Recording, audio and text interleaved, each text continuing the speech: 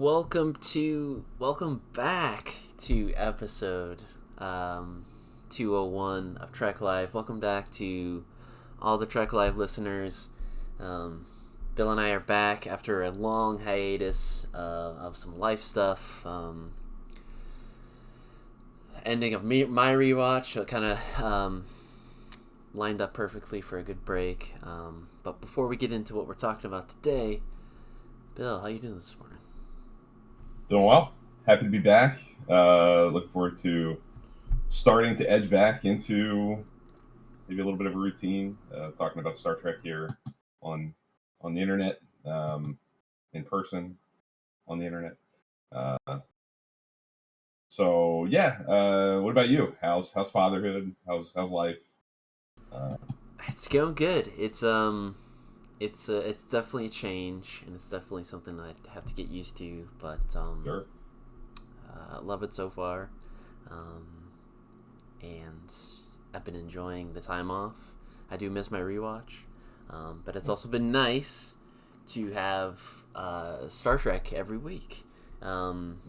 So, Bill, what are we talking about today? Well, first of all, how's your rewatch going? How has the spring gone? How has the time off gone? How's life?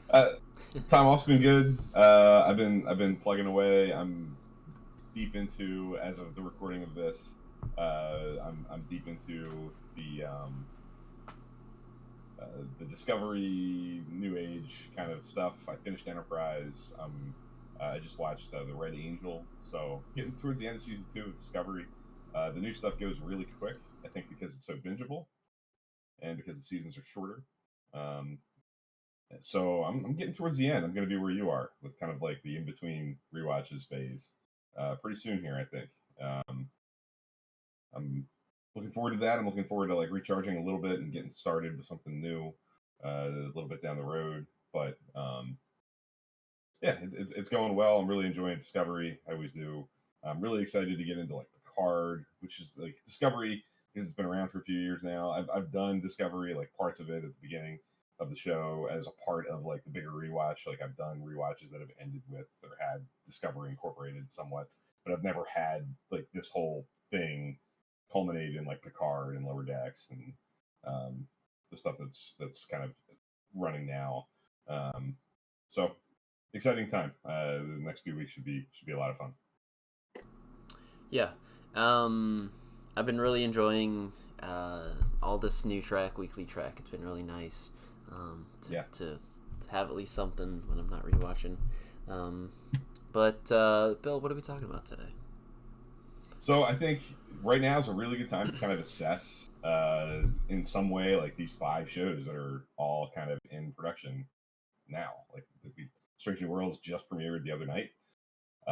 So we have seen something of all 5 of the currently running Star Trek shows. So what we figured we would do with Strange New Worlds having just premiered is look at the premiere episodes of all 5 of these shows and kind of just like assess how we were, like what our thoughts were going into each one, how we felt coming out of the first episode of each.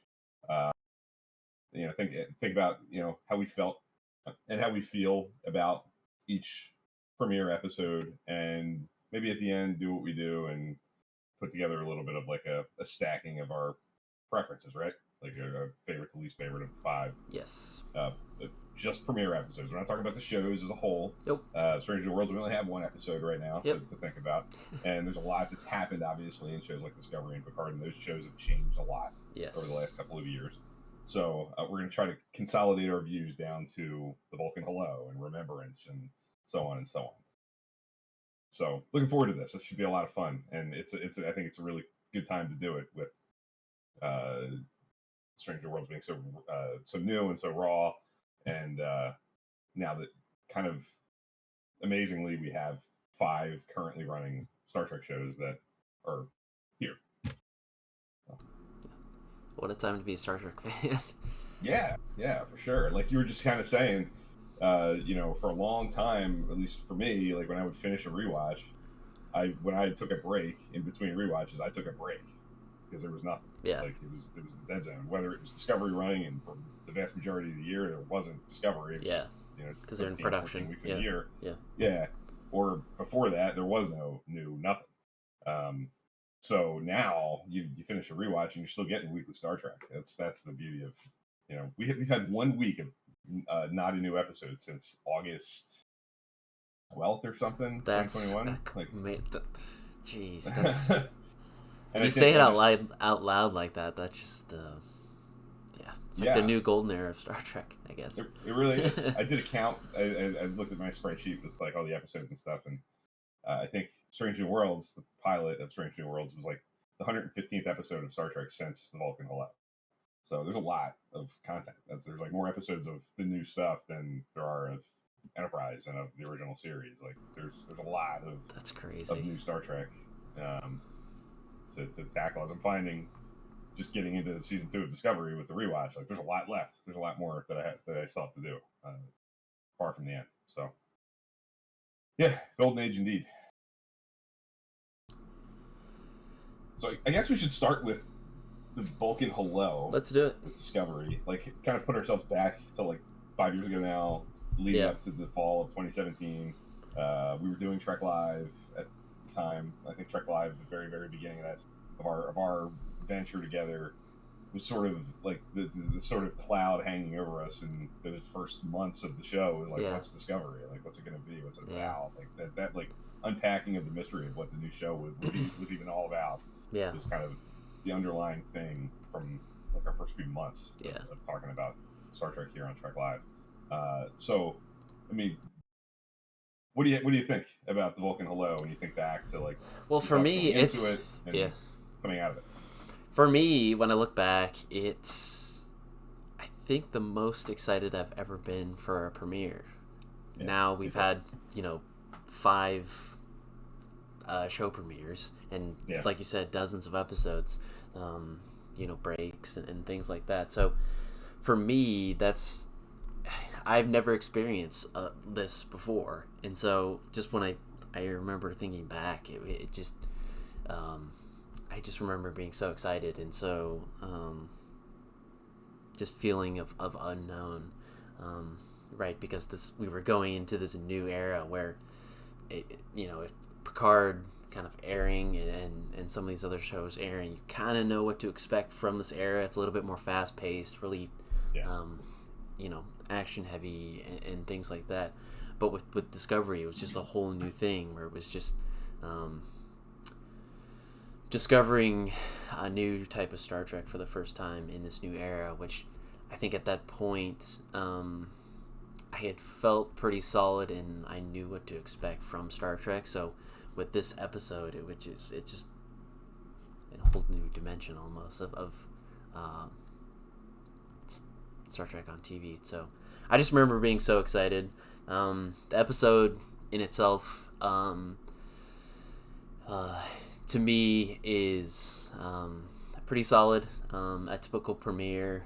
It's got some good character beats, but it also has some really good, really big world building actiony stuff too. So, which I think and we can talk about it, the comparisons with these premieres and 90s era Berman era Trek premieres. But there's some similarities that I see that I really love, but also some changes that felt new and fresh to the franchise. So really cool. Yeah, I echo a lot of that. I'm old enough to remember like being excited for Deep Space Nine, really young, coming out, Voyager, Enterprise, and they felt more. They were exciting and they were big deals, and I was hanging on every piece of information about those shows coming out. But they felt more reminiscent of like Picard coming and Lower Decks coming, like each of the premieres after Discovery, because it was part of a already running thing. I feel like my excitement for Vulcan Hello was probably, I'm imagining what a lot of people felt with like the Next Generation coming out. Like after a long break, Star Trek hadn't been around. It was like besides Kelvin timeline, yeah. Other than that, and just like back then in '87 when Encounter Farpoint was coming, there had been TOS movies. True. Like there was Star Trek stuff. There was stuff in the movie verse, and it wasn't a total drought, but there was, I'm sure, a really, you know, anxious feeling of not knowing what it's going to be like. It's completely different and fresh, and a lot of mystery surrounding it, and um, that's certainly what shrouded the Vulcan Hello. I just remember going in and like the one kind of calling card of the Vulcan Hello, I think, in Battle of Binary Stars, which happened that came out the same day, was the sort of almost like prequel nature of those two episodes. Like Discovery kind of slow rolls introducing the characters that become our regulars. We don't see the Discovery for the first two episodes, and I remember that in like the ad materials leading up to it. Like clearly two different ships. We got two captains. We knew Michelle Yeoh was in it playing a captain. We knew Jason Isaacs was going to be playing a captain, and trying to like just piece together like how's this going to work? Like what's are we doing? Two ships? Which ship? Which was not the MO for Star Trek, right? It was. Right, it was always we knew the cast. It was going to be this type of ensemble type on a ship. Yeah. Mm-hmm. Yeah. So there was a lot of mystery surrounding how it was all going to work, what the logistics of the show were going to be, where it was going to take place, who was in it, and also obviously kind of similarly to Enterprise, it's a prequel, so like where does it fit in the timeline? And there's a lot of mystery surrounding that and how it was going to gel with other things. And I just remember, you know, the overwhelming sense of excitement for the newness of it and just kind of falling into it pretty quickly. You know, it deals a lot with like Klingon mythology and it opens with you know, Takuma giving this speech and it's the Klingon language, and I just remember like right away, okay, that's Klingon, that's Star Trek, like right off the bat. Yeah, it's different. It's certainly a change, and you know, I remember the other huge thing going into Discovery was that the main character wasn't going to be the captain at the time. That was going to be like the big difference as well. We're dealing with somebody who's not at the top of the chain and is still on the journey to like fulfilling that promise and all that stuff. So it was certainly different, and took a different path to introducing the show. But I think it's a good pilot. I think it tells us a lot about Michael Burnham and Saru and sets us off on. I've watched it many times in the years since, and it does establish a lot of what's going to come, and everything that Burnham has kind of done over the course of the last 4 years that we've seen are definitely branches off of where she starts here in the Vulcan Hello. A lot of big cinematic stuff in it. Yeah. You know, I remember the spacesuit production shot. value. Yeah. You know, through the debris field and you know, standing on this artifact with a Klingon, and yeah, there's a lot of exciting stuff in it, and I just remember like seeing the crew interact on the bridge and feeling like this is Star Trek to the core. Like it's there's a lot of good crew interaction. I think they do a good job of selling that this crew's been around for a while. They've been together for a while. This is sort of like the Vulcan Hello and the Battle of Binary Stars is almost like the end of a show that we didn't see. I just remember feeling like this is the end of this ship's time together, this cruise together. Yeah. It comes to an unceremonious and horrible end. But I think they do a good job of selling that. There's been a lot that's happened to these people, and there's been a lot of bonds, notably like Saru, Burnham, and Georgiou that have built over the last few years, and that carries into the rest of the show with the Burnham and Saru relationship, especially.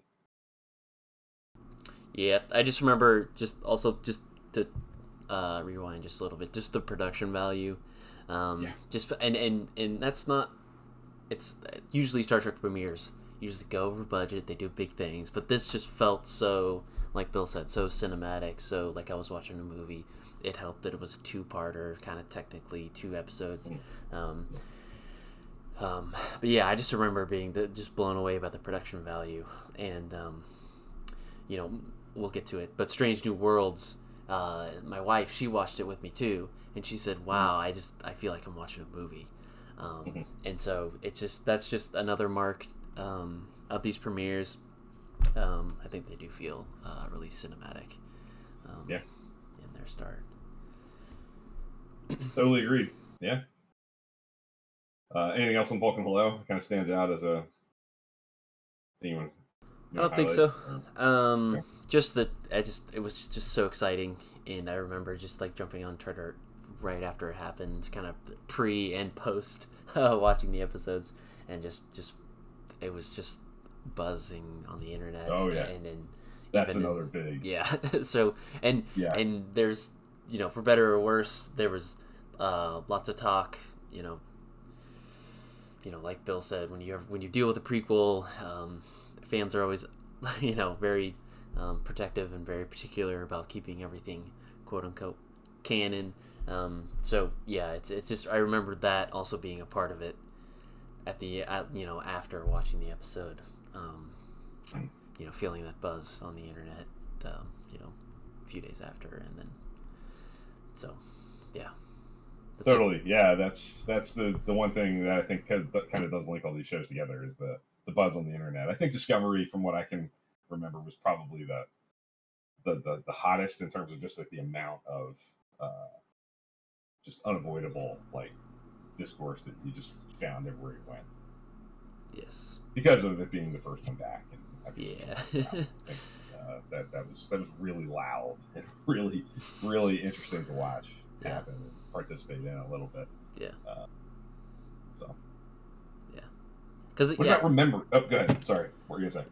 Just because it's you're right. It is the first one back, and so I still think that Discovery gets the most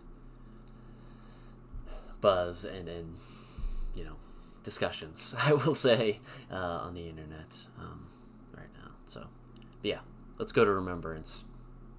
Yeah, Remembrance is the Picard premiere. This is a very different animal. This is, reintroducing Patrick Stewart as Picard, and I think the big deal here for me was this was our first kind of step back into that 24th century kind of storyline. The TNG through Voyager, Nemesis, like kind of being the last thing, and even like with the 09 opening of the Kelvin timeline stuff kind of hanging out there, like how they're going to deal with that. Like all these questions were the big things that were kind of exciting about the opening of Picard and the going back to that point in the timeline. And with such an iconic character. Yeah, and just bringing Picard back and everything that kind of left open as a possibility, which I think is going to culminate even more in season 3. Like that opens so many other doors. Like who else can show up? Pretty much anybody. Yeah. From those 3 shows and that are in the 24th century, from the Berman era, and there was a lot of excitement around this. Yes, I think there was a lot of hope for people who maybe weren't as fond of Discovery and had questions about, especially at this point of the show. This was post season 2 of Discovery. We had seen 2 seasons of Discovery when Picard premiered. People who just wanted to get back to like the future of the show, like not doing prequel stuff and having to jury rig things into the timeline and stuff, like go forward. There were a lot of people I feel like I remember talking about being excited about that. I've always liked the prequel stuff, so that was never a huge factor for me. I like playing in the timeline and making things connect and adding color to all the things. Building, the world building that I think the prequel stuff kind of allows for. But definitely exciting to get back to this point in the timeline was a big deal. And of course, I've said many times on Trek Live that Picard's my goat. That's the one for me. That's the character in like fiction overall that kind of resonates the most with me. So there was a lot of excitement just about seeing him again and where he was in his life, and just kind of a lot of disbelief that it was even happening, and kind of where I was going into it. What about you? What do you remember about the lead up to? Lead up to definitely a lot of excitement. I think the difference here is with like TOS era and maybe some early TNG, like the actors, we would get more of a character instead of the actor. But with TNG, like the actors still like young enough to be able to come back and act and not have to recast some of these like iconic actors that we get later on in Discovery. But I remember being really excited. I think it was also some hesitation with any really iconic show, especially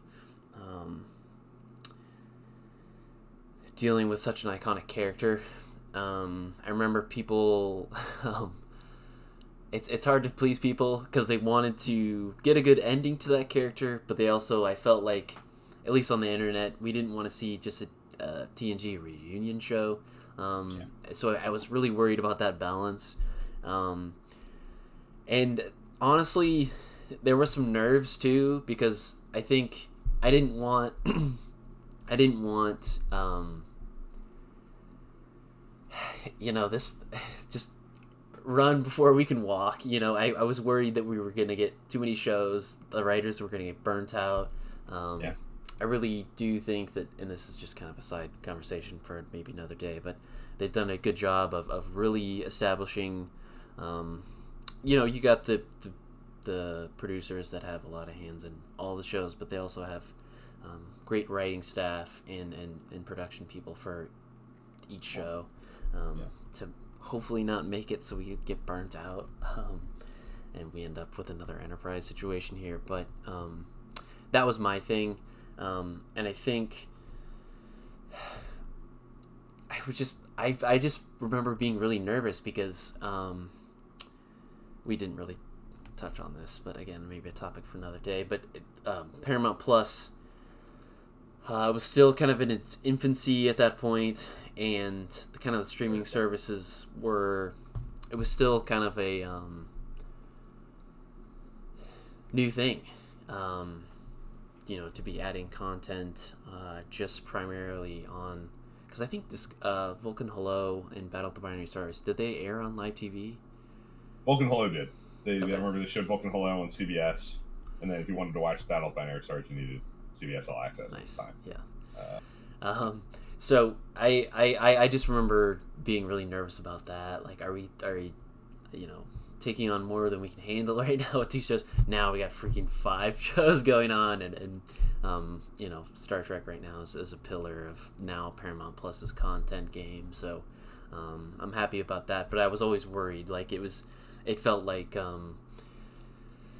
we were all waiting on bated breath. Like, is Discovery going to get renewed for another season? Do they have enough budget for this extra show and all these things? And but yeah, but Remembrance itself, I remember being solid as well.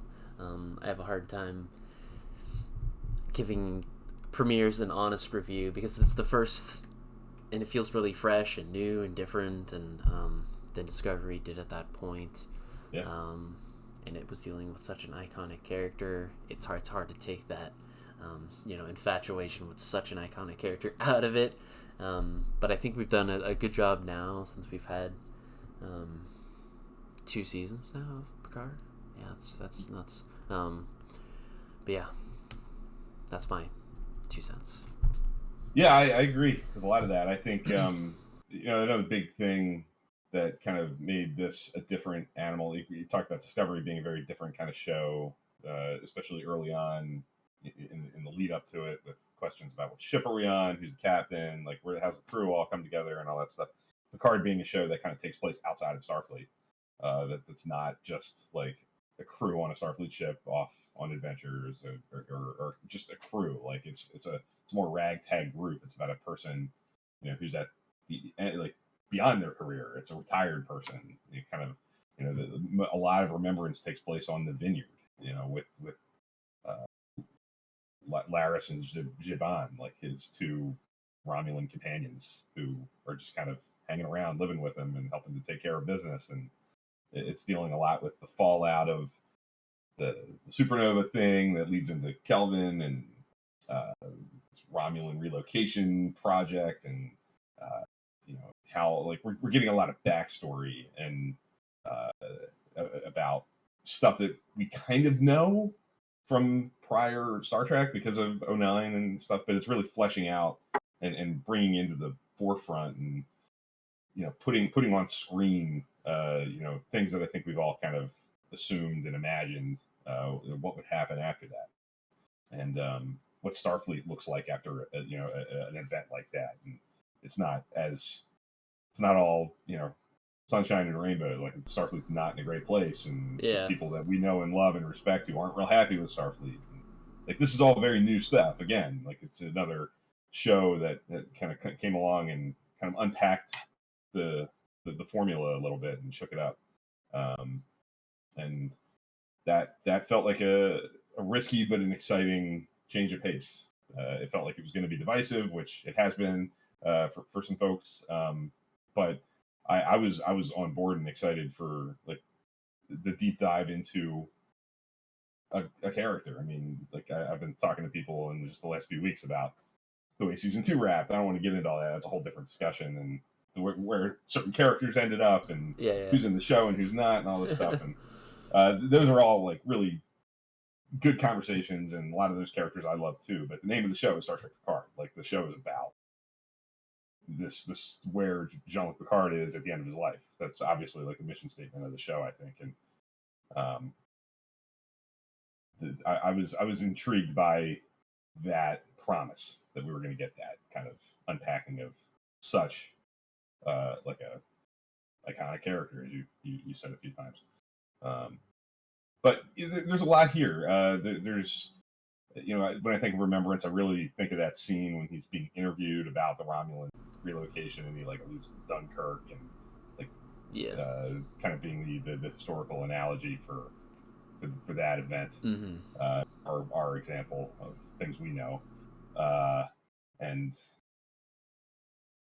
the sort of slow walk toward like waking up and getting back into the swing of things, and the sort of sneaky way that it kind of tells us that this first season is going to be about coming to terms with the death of Data. Like right at the beginning of the show, he's having a dream about Data on the Enterprise, and I don't think it like puts it in bold red letters on your forehead, like this is a show about reading for Data. But it pretty well kind of does. I think it does a nice job of subtly telling us that and informing us that that's what the story of the first season is going to be all about.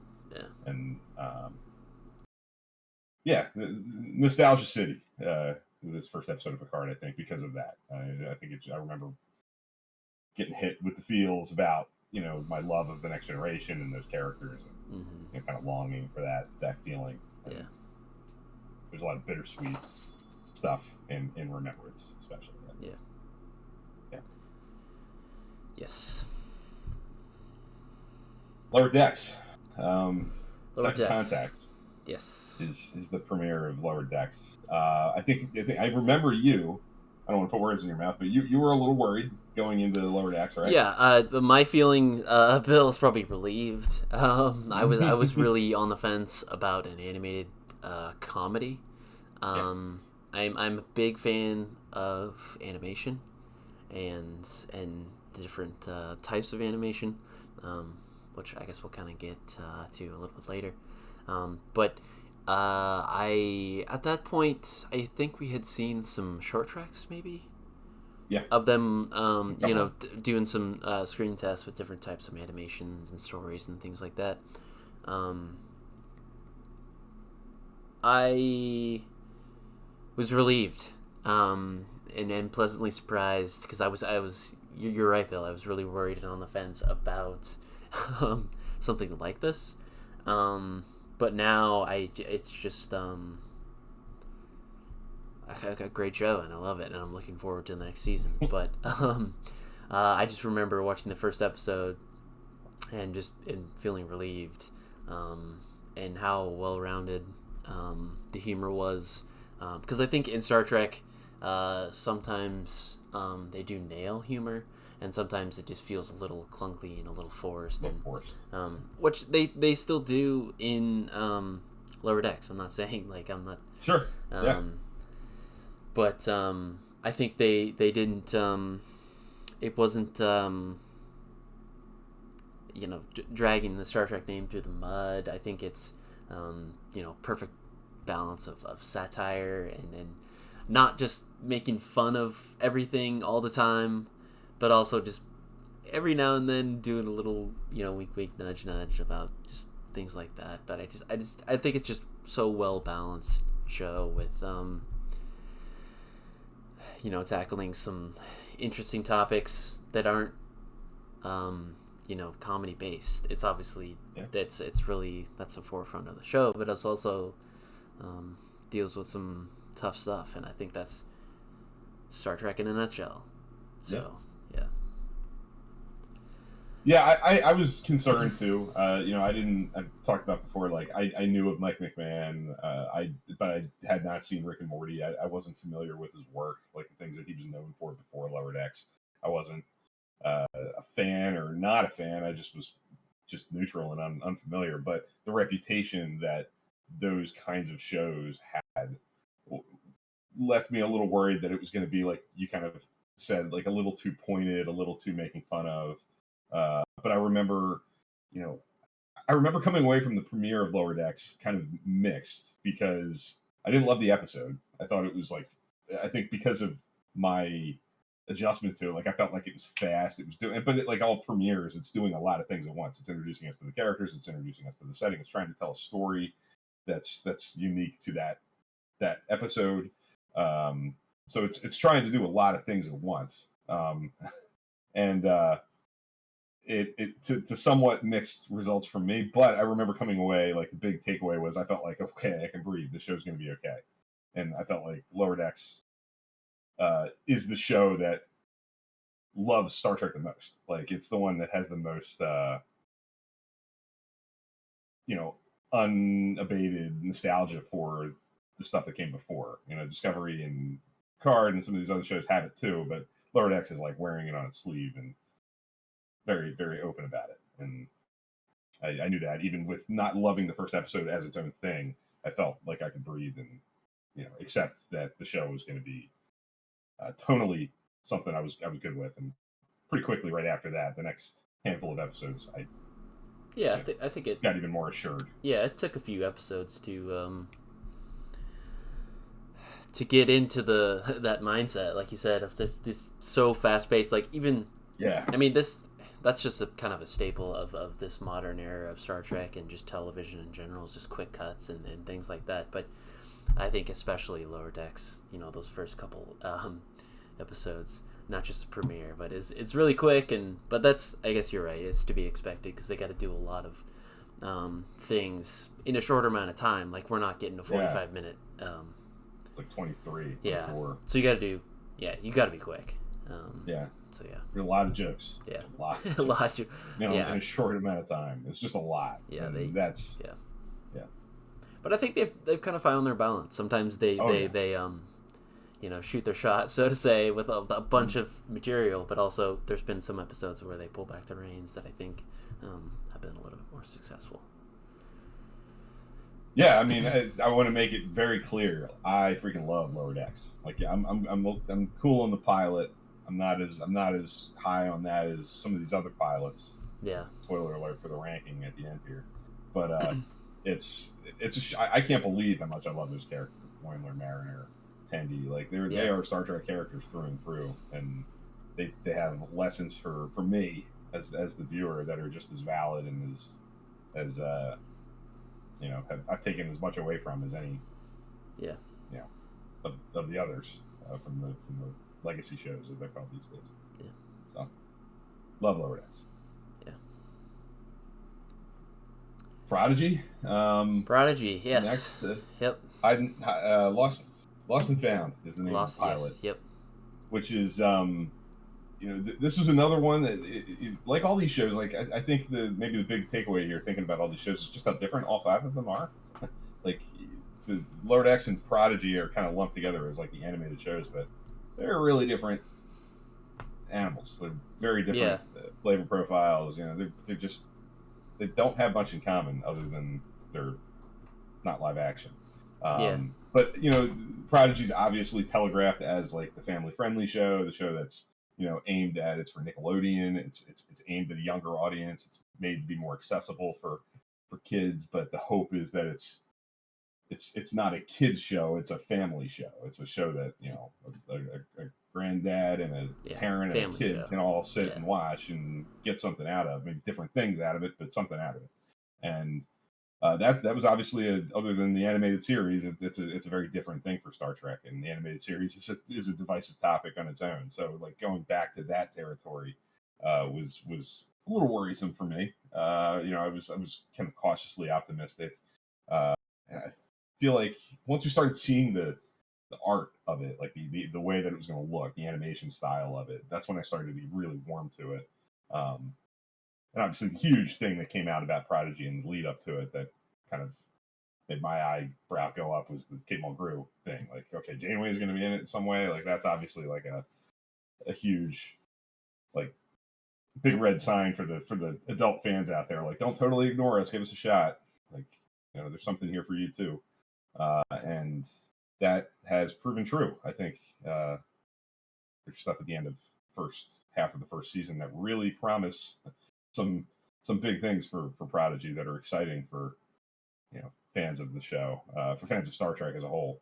There's a lot of promise. This is an unfinished product. We've only seen one half of a season, and I know I think you've seen even less than that, right? Yeah, full disclosure, I've only seen like 4 or 5 episodes of Prodigy, but I think the thing that really blew me away was Bill kind of talked about the animation style. I think the visual is like amazing, and there's some stuff in Lower Decks too that I think are really cool and things that you can only do with animation, on a week-to-week basis. But I think it ties a little bit back to TOS, right? TOS was meant for the first color TV. Like everything's super saturated, really high contrast, lots of color, and for me, it's similar with Prodigy. I think that will captivate some people coming in for the first time, and then you stick around for the. I haven't got to it, but what I'm hearing, some of these, typical Star Trek, stories and things that make you think and feel and have to think about, and so, so that's one positive for me for the premiere. The premiere goes is just the visuals. Like that's I'm just blown away that. And with all these shows, really, it's just they all look amazing. Yeah. Really high quality, and I'm really optimistic. I'm mad at myself for not being caught up with new Star Trek, but I'll do my best to catch up with Prodigy. But 4 or 5 episodes in, that's my biggest takeaway is the just the visuals, which kind of take me back to TOS. I think. The visuals for sure are definitely, especially from the premiere. The cool thing about Prodigy to me is that I think it works really well as I think Strange New Worlds is going to do this to some extent too, to be like an entry point potentially for people who are curious or Star Trek can be an overwhelming thing to try to tackle because there's a lot. And I think the neat thing about the concept of Prodigy is with it being aimed at younger people, especially the fact that it doesn't, again, you don't need to know anything. Like you literally start with characters who are just kind of like outcasts living on this prison colony who don't know anything about Starfleet or the Federation or what's going on out there in the galaxy. And if you go in like that, you're learning about it the way they are. When they learn about what a phaser is or a tricorder is or a communicator is or what the Federation is, that you're learning it too. So it really does kind of like hold your hand through some sort of Star Trek 101, and Kate Mulgrew is giving me the lesson, and that's pretty cool too. Like, there's a lot of really neat stuff, and then they do inject enough, I think, early on little tidbits to kind of, I hope, keep the veteran viewers held for the early point of the show before we really get going. But I can tell you, just kind of divert a little bit. Like the second half of the first season, there's at least one episode that has. It's like a temporal anomaly kind of a thing, and it's as good as any temporal anomaly episode ever. Like it's really complicated but easy to understand. It's like character based. Like they do a really nice job of using it to allow the characters to be explored and advance their arcs. But it's like a really cool science fiction idea that would be perfectly at home. You can take that anomaly and that whole like conceit of what's happening to the ship and put it in Voyager or the Next Generation or Discovery, and you'd have a great episode of Star Trek. And it is a great episode of Star Trek. It's just about these characters on Prodigy. So there's a lot of good stuff, and I'm telling you, there's the end of the first half of the first season, like the last 2 or 3 minutes of that is as happy as I've been with new Star Trek as anything I've seen since Discovery came around. Nice. Okay. There's some big time stuff that's really exciting, and I know we're talking about premieres, but like this was the show that had to work the hardest for me, I think, to really get me invested, because it was so different and it was promised as something that was so different.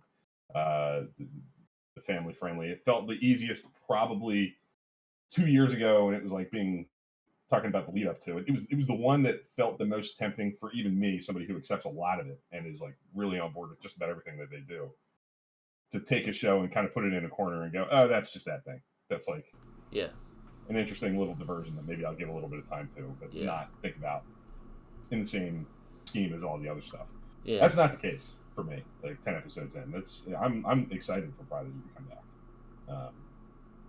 And the premiere and the first handful of episodes sold me on that. So if this conversation does one thing, I hope it watch Prodigy.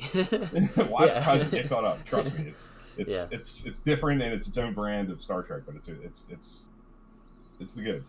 Yeah. There's a lot of really, really neat stuff in it. Cool. This is the part of the conversation I'm the most excited to do, because I have no idea what you thought. This is Phil and I have not talked about Strange New Worlds, and it's so fresh.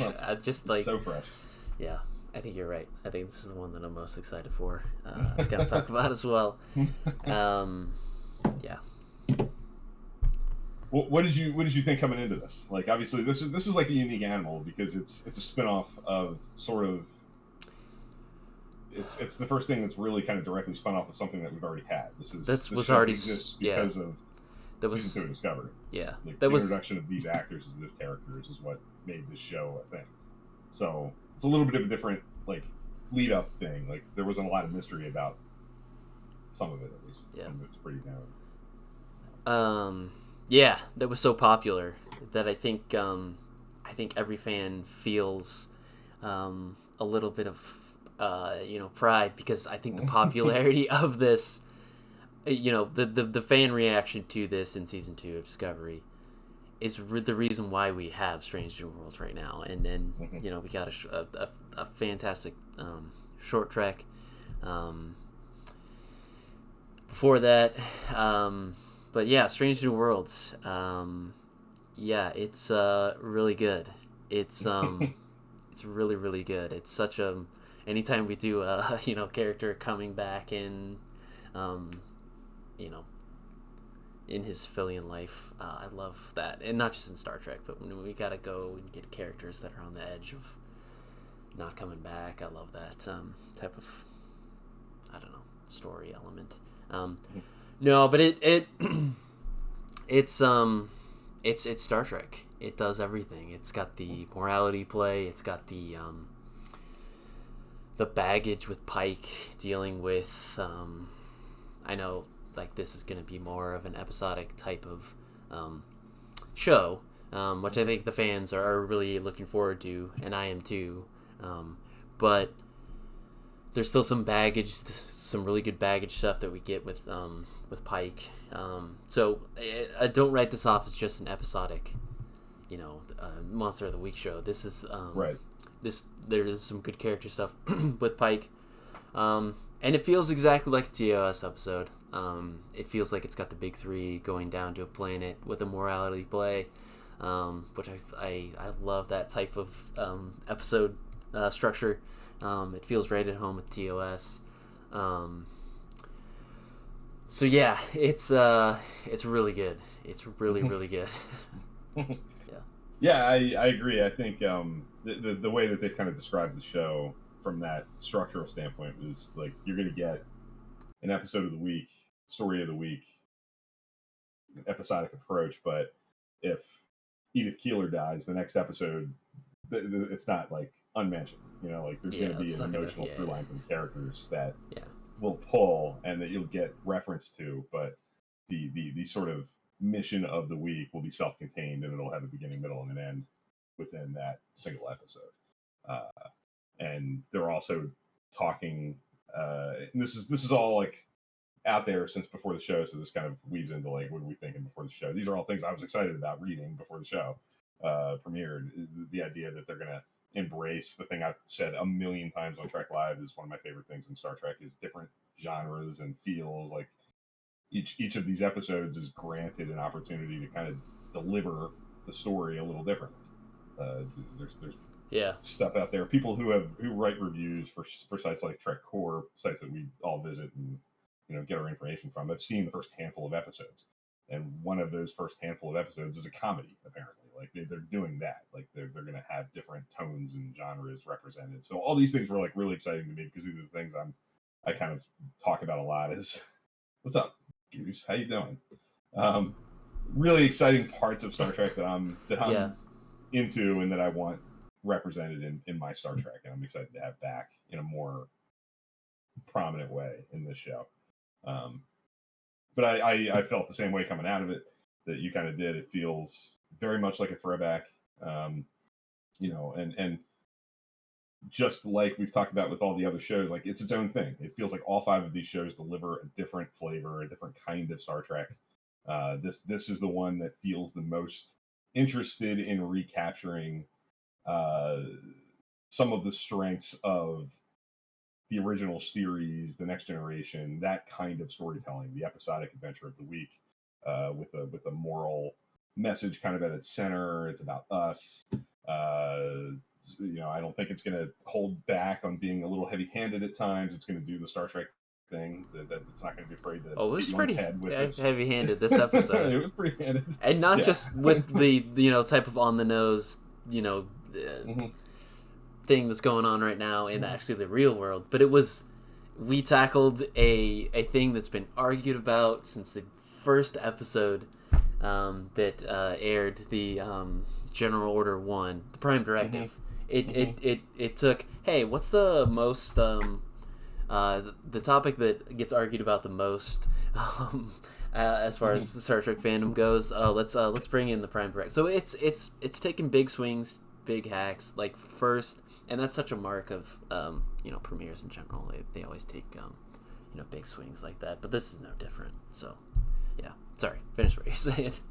No, I totally agree. Yeah, it does this, and the reason for that, I mean, the reason I think this show can work as a sort of a gateway is because it's like harkening back to those original kind of Star Trek values. Like it kind of delivers in a package. Like, what is Star Trek? Like, what is, why is it appealing to a lot of people? Like, what are the things about it that have made it resonate for as long as it has? This show seems the most interested in kind of recapturing those things and making that its calling card. So I think that kind of allows for an inviting kind of peek into like, well, what's it all about?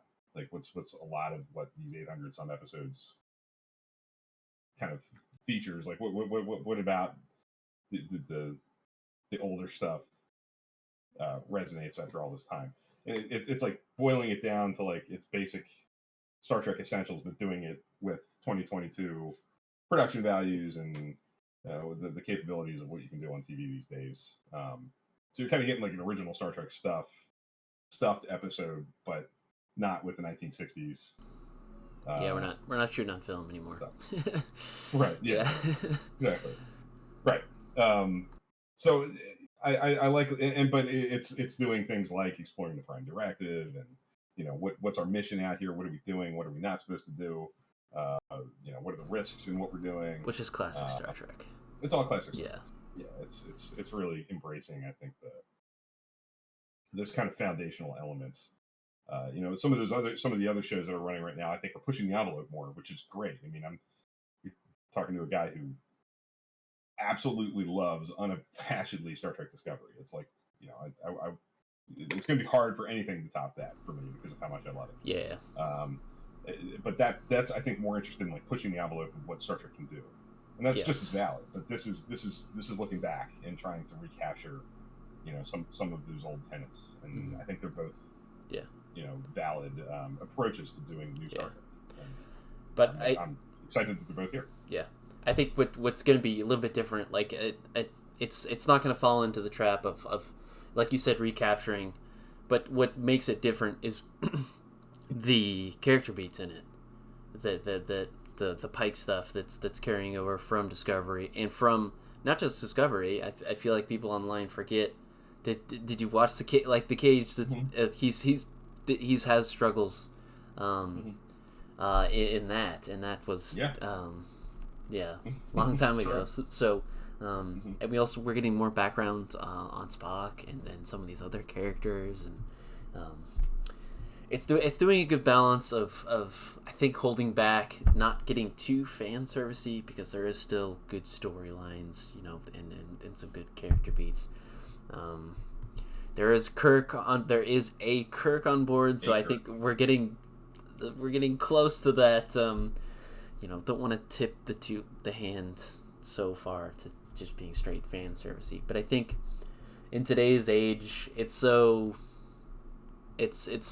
the times to have interwoven characters and exploring that from 60 some odd years ago almost at this point. So I think all good stuff. I think it does. This episode, kind of like I mentioned with really all the premieres, but I think second Contact really had this as a kind of, I specifically mentioned it in the conversation about that. Premiere episode has to do a lot. It has to introduce characters. It has to kind of inform us on what the show's about.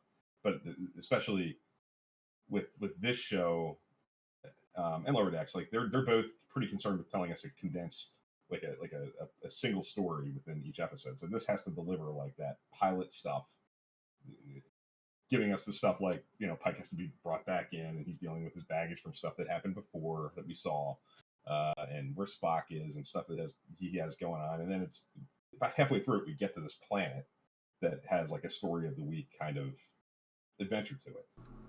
There's a lot that has to happen in this 55 minutes. And I think they do a really nice job of, and I think the beauty of it is like the whole Pike, the scene, my favorite scene in the episode is Pike and Spock in Pike's quarters, when Pike's talking about what he saw and feeling like, he always felt like he could cheat death in the end, and living life that way is kind of one way to do it. And at the end of the day, when he's on the planet giving his Kirk speech, for lack of a better word, to this alien society, he's kind of telling them the same thing. Like,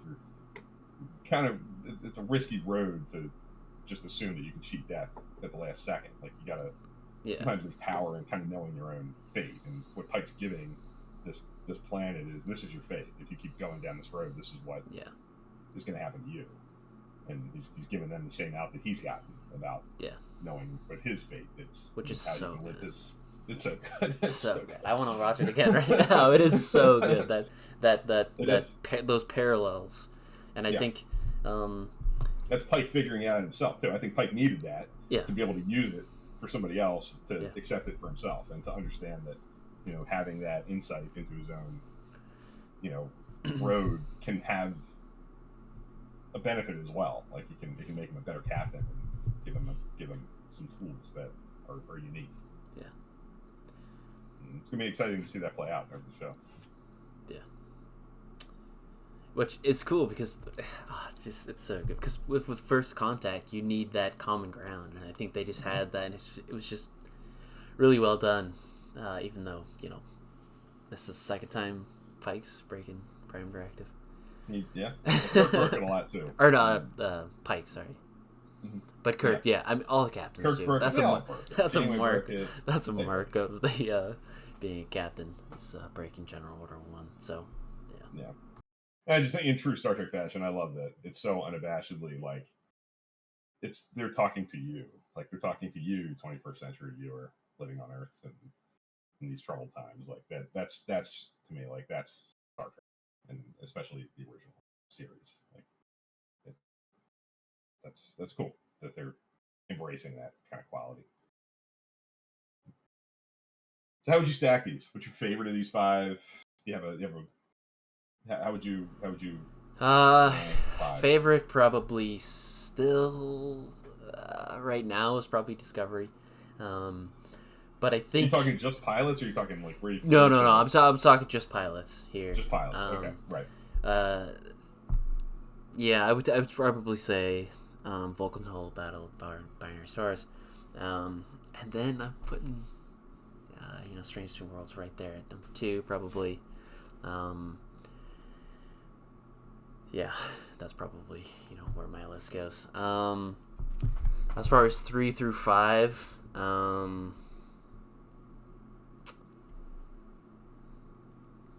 I'd probably go Remembrance 3, and then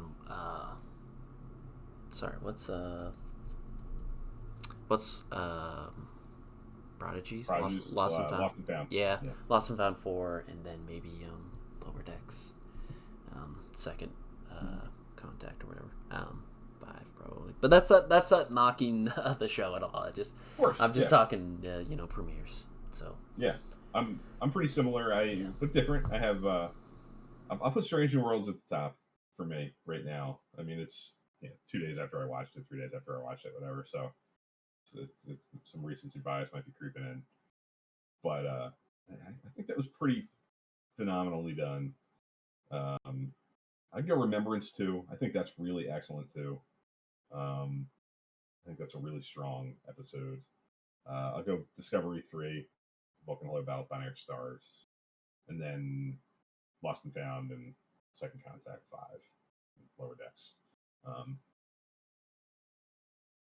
But I love all 5 of these shows. I'm so happy that they're all here. I think you kind of alluded at one point along the way. You mentioned, and you've talked about this a lot over the last 5 years. Like your one of your big concerns was always with doing all this stuff. Like, don't let it get burnt out. Don't let the creatives get burnt out. Don't let the viewer get burnt out. That's a big concern of viewers, and I think a lot of other people. And I think they've, can you imagine 2 shows more different than Prodigy and Picard? Like, other than that's the thing. Yeah, that's what. Yeah. I think that's the key to avoiding that happening. Yeah, because it's just all these premieres feel different just because the shows are different, and I think that's the biggest difference I see with this new Trek group as opposed to the old 90s era. I guess 90s aren't that old. If 90s are old, then I'm old. But I'm just saying that it's just the previous era. The previous era, yeah. The shows just feel so much different. So yeah, I think that's the mark of the true success in this new era. It's just the difference in shows, and which is good because I think they're learning from past mistakes. Is not to get too comfortable, and also don't get same writers and showrunners for every show. So yeah, to have such consistency. Yeah. I feel like they're both they both have their ups and downs in terms of how to approach it. Like the 90s era stuff, people would criticize for being too formulaic and getting tired, and the show's too attached to the formula.